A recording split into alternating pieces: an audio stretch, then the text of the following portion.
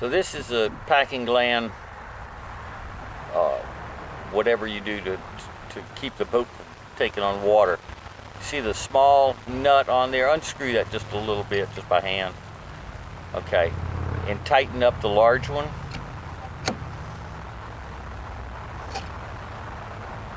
Just a little more.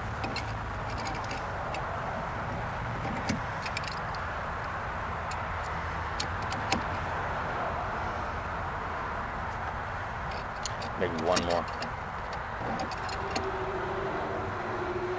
That's probably good. And snug the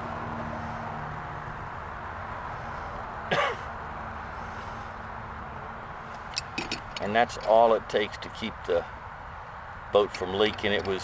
So we put about a half a turn on there, so it should quit leaking, but it's got to continue to leak because it's the only thing that keeps that packing gland from wearing out is the water that's flowing through there.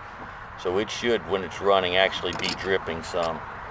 So in any case, that should take care of your leak, but we'll probably loan you that wrench so you could fine-tune it when you're at the lake, just to play with that.